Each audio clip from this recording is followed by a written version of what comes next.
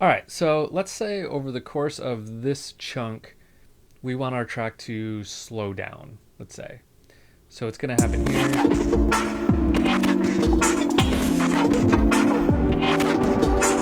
Maybe just over those 4 bars, we want it to slow down. Okay. Now, when you press automation, you might say, I don't see a way to automate the tempo, but there is. There is a way to automate the tempo when you're in arrangement view. What we're going to do is go to our master track. That's where the tempo automation is going to come up. So let's click on the little handle at the top and just make our master track a little bit bigger. Okay, now I'm going to press A to go into automation. Now I'm going to click the tempo, and now you can see in our double drop down we have mixer song tempo. Okay, so now where the little dotted line is going to be our current tempo. So I'm going to click a dot to make an anchor point there. And then I'm going to go here and put it to the tempo that we actually want. You can see the timeline adjusting as I do that. So let's say we want to get this down to 112. Sure. Okay, that's it. Now our tempo is going to adjust along that line. Let's hear it.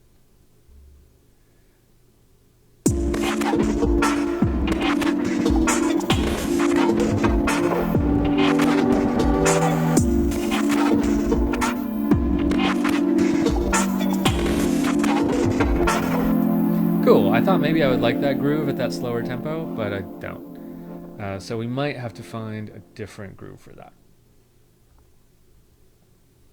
Now, another thing you can do while you're doing this is put in meter changes. Another question I get asked a lot is, how do I change the time signature? I'm going to go out of automation mode, because if you want to change the time signature, we see the time right here. It's 4/4. If you don't know what that means basically 4 beats per bar. For further explanation on there, check out some of my music theory classes. But if you do want to change it, you would do that up here in the top bar in the same way that we added a locator. So let's say right here at 37, I want to add a meter change. We don't automate meter changes. That's kind of a different thing. We just kind of insert them. So we're going to right click and say insert time signature change. And then it says 4/4 is what we currently are. We can change it by just typing in number / a number. So I can change it to 3/4 by typing 3/4, press return, and now we're in 3/4 going forward. I can add another one, get us back to 4/4, or do something weird like 16/8, and Live is perfectly happy to have us be in 16/8. Now, last thing I'll point out about this. You'll see up here we have these 2 little red squares, right? Or pink, salmon, whatever color we want to call that. Squares. Remember that whenever you see those squares, that means the thing is automated. So tempo, it's showing us a little dot there to say like, hey, your tempo is, you set automation for your tempo. So if I change this, it's going to say something's weird because you set automation, but then you changed it. And this little light is going to go off. This light is our re-enable automation.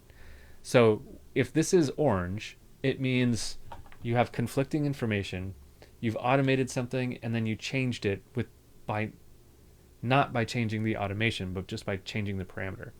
And what it's telling you is that it's going to use the new information and ignore the automation. So if I click on this, that's going to say, okay, we're going to use the automation and ignore the new information, which is generally what you want.